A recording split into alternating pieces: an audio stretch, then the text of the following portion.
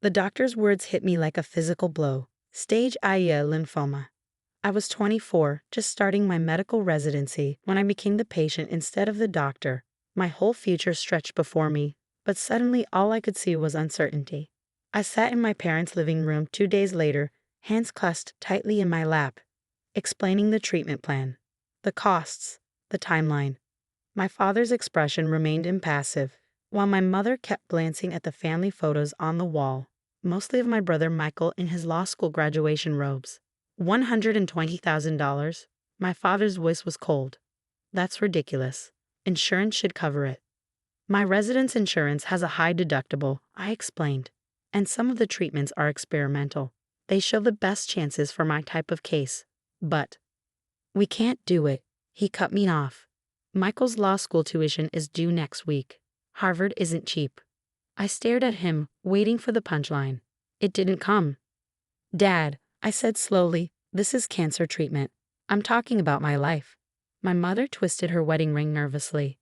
Emma, sweetheart, you have to understand. Michael is at a crucial point in his education. He's going to be a lawyer at Wilson and Reed. The connections he's making. And I'm going to be dead if I don't get treatment. The words came out sharper than I intended, but I couldn't believe what I was hearing. Don't be dramatic, my father sighed. There must be other options, government programs or something.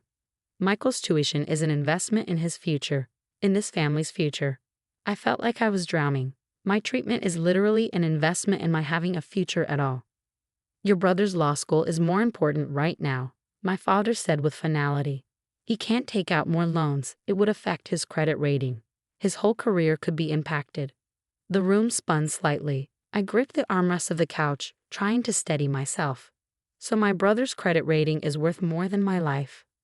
Emma, my mother's voice took on that placating tone she used when she thought I was being unreasonable. You're young, you're strong. There must be other treatments, less expensive ones. Less expensive than my life. I stood up, my legs shaking. Do you hear yourselves? My father straightened his tie, his nervous habit when making business decisions. We've already committed to Michael's tuition. The money's been allocated. Perhaps in a few months, we can look at your situation again. A few months, I laughed, the sound bordering on hysteric. Dad, I need to start treatment next week. The cancer is aggressive. Then find a way to handle it, he said firmly. Take out loans, sell your car. You're a doctor, figure something out. But we can't jeopardize Michael's future at Harvard. I looked at the family photos on the wall. Years of Michael's achievements displayed proudly, debate team trophies, college graduation, law school acceptance. My medical school graduation photo was small, tucked in a corner, just like I had always been. I could die, I said quietly. Now you're just being manipulative. My father stood up. Michael needs this law degree. It's not up for discussion. I walked out of their house in a daze. In the car, I broke down, sobs racking my body. How do you process your parents choosing your brother's education over your life? That evening, my phone rang. It was my grandmother, Alice. Emma, her voice was warm, concerned. I just heard. Come over, right now. I found her waiting on her porch, arms already opening to pull me into a hug. She led me inside, sat me down, and poured tea from the fancy set she usually saved for holidays. Tell me everything, she said. So I did. The diagnosis, the treatment options, my parents' response. She listened quietly, her face growing stormy. Those foolish, foolish people, she finally said. My own son. I never thought. I don't know what to do, Grandma, I whispered. The treatment. I can't afford it on my own. She set down her teacup with a decisive clink. Yes, you can. Because you're not on your own. She stood up and walked to her desk, pulling out her checkbook. I've been saving for years. I always knew your parents played favorites, but this is beyond comprehension. Grandma, no, I can't. You can and you will. She wrote out a check with a steady hand. I'm selling my beach house too. Don't argue with me about this, Emma. Unlike your parents, I know what matters.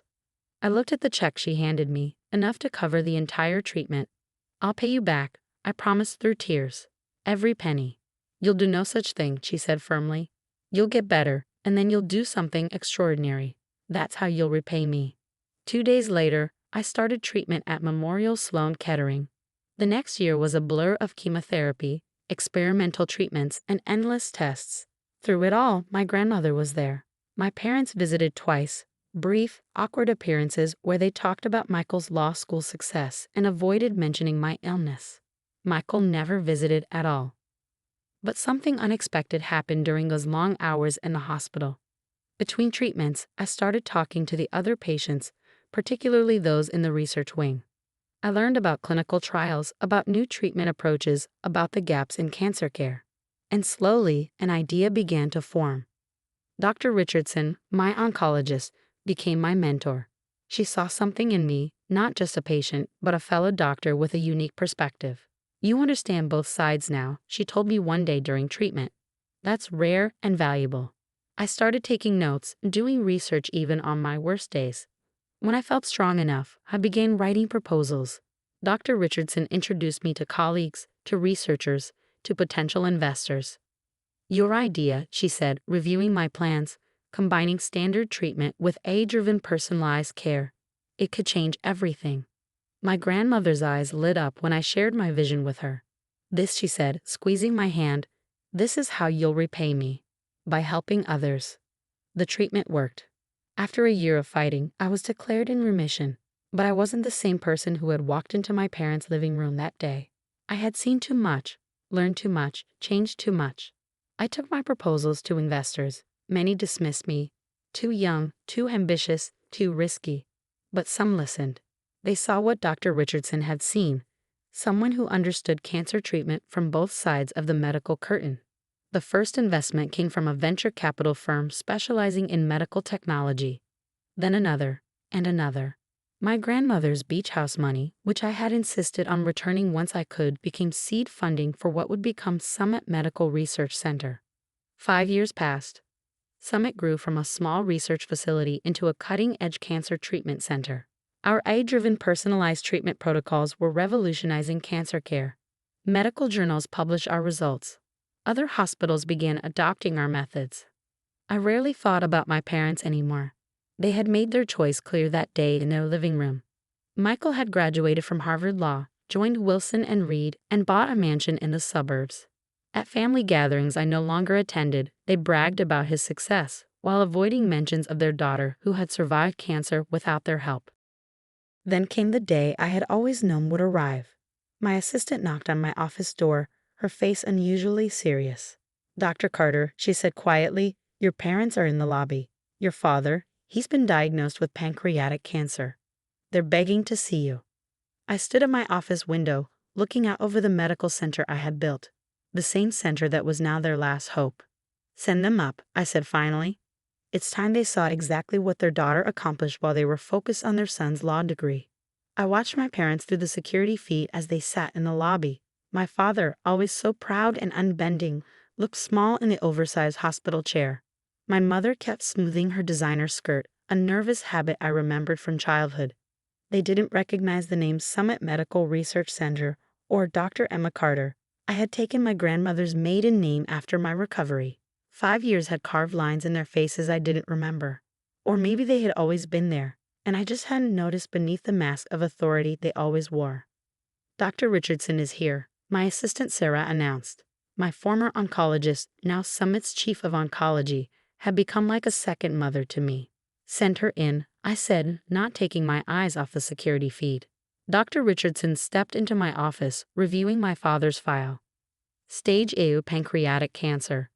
Caught relatively early, but it's aggressive. He's been rejected from 3 other treatment centers. Because of the complexity of his case. Because no one else is doing the kind of targeted treatment we pioneered here. She set down the file. "Emma, are you sure about this?" I finally turned from the window. "About treating him? Or about revealing who I am?" "Both. Neither. You don't owe them anything." "No," I agreed. "I don't. But I owe myself this." She nodded, understanding. "I'll have them brought up." Minutes later, my office door opened. My parents stepped in, their eyes taking in the expansive space with its wall of medical patents and research awards. They didn't look at me at first, their attention caught by the stunning city view. "Dr. Carter?" My father's voice was hesitant, so unlike the man who had dismissed my life 5 years ago. Thank you for seeing us. We've heard you're the best. Please sit down, I said, keeping my voice professionally neutral. They settled into the chairs across from my desk. My mother clutched her expensive handbag like a shield. Your case is complex, I began, opening his file. But we've had success with similar presentations using our eye-driven treatment protocols. Money is no object, my father said quickly. We've liquidated assets, taken out loans. I looked up sharply. Loans? I thought those might affect your credit rating. He blinked, confused by my tone. This is different. This is life and death. Yes, I said softly. It is. Funny how perspective changes when it's your life on the line, isn't it? My mother frowned, studying my face. I saw the moment recognition hit her. The color drained from her cheeks. Emma, she whispered. My father's head snapped up, his eyes widening as he finally truly looked at me. Emma? But you're Dr. Emma Carter, I supplied, founder and chief medical officer of Summit Medical Research Center.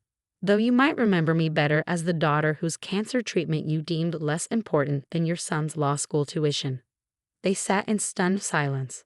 On my desk, prominently displayed, was a photo of my grandmother and me at Summit's opening ceremony. This is your hospital, my mother managed. Research center, I corrected. The largest private cancer research facility in the country. We've pioneered several breakthrough treatments similar to the experimental protocols I needed 5 years ago. My father's hands trembled slightly. Emma, we didn't. Didn't what? Didn't think I'd survive? Didn't think I'd succeed? Or didn't think you'd ever need the kind of help you refused to give me? We can explain, my mother pleaded. About that day, we were wrong. We see that now.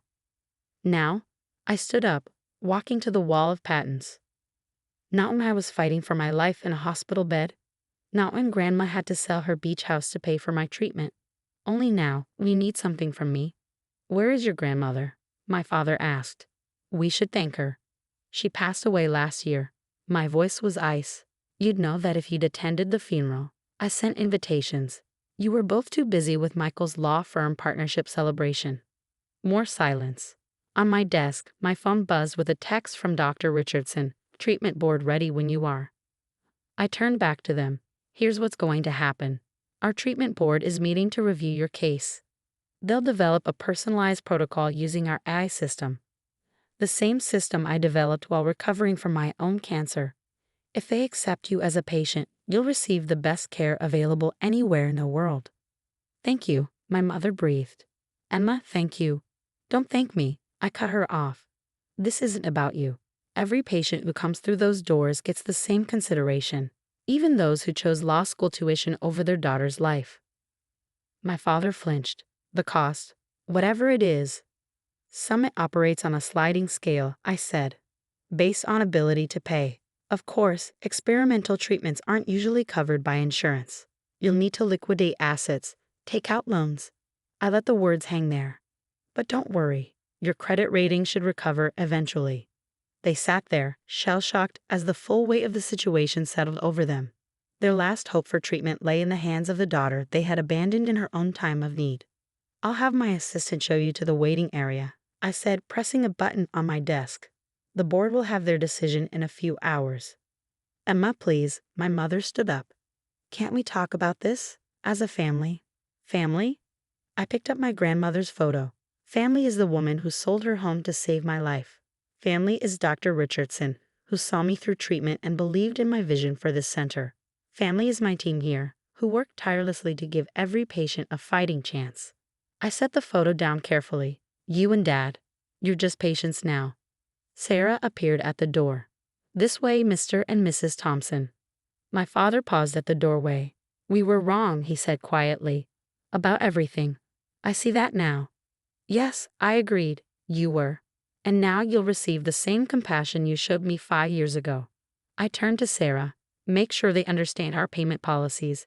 Every experimental treatment must be paid for in advance. After they left, I sat at my desk, hands shaking slightly. Dr. Richardson came in without knocking. Treatment board's waiting, she said gently. What do you want us to do? I thought about that day in my parents' living room, about the choices they had made.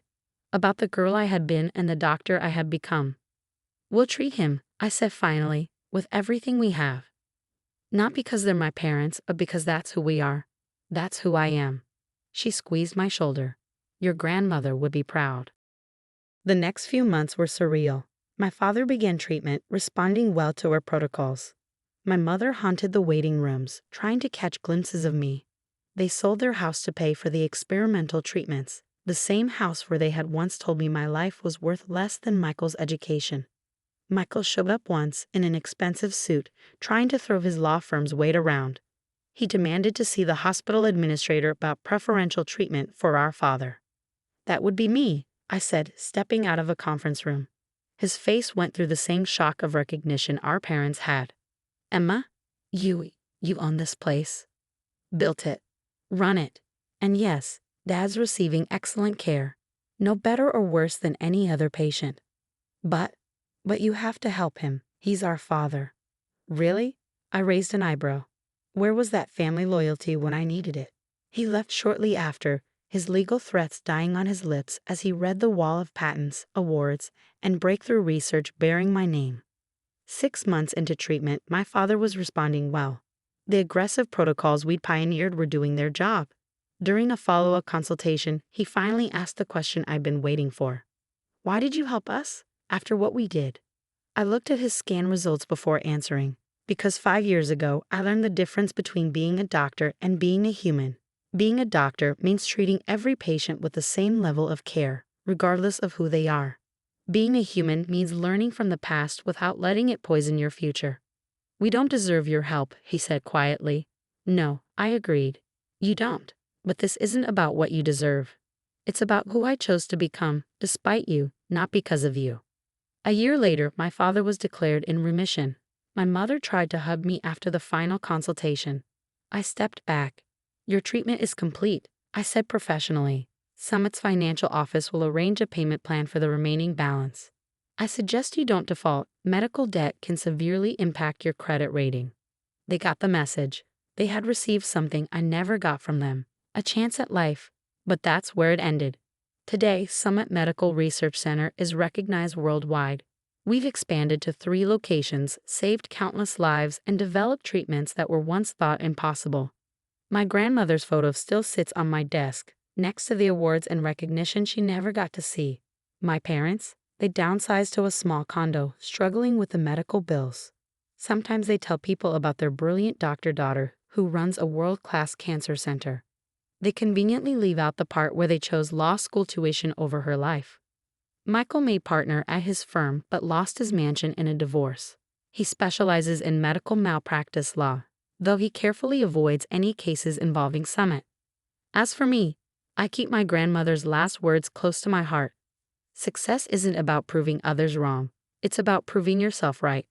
Every morning, I walk through Summit's doors past the plaque dedicating our research wing to Alice Carter, my grandmother.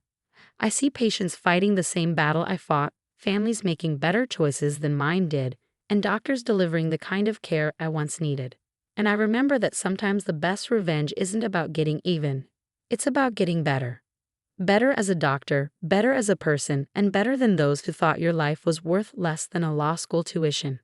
Because in the end, true healing isn't just about curing cancer. It's about curing the kind of thinking that puts education over existence, success over survival, and appearances over actual love. I may have saved my father's life, but in doing so, I saved something more important, my own humanity.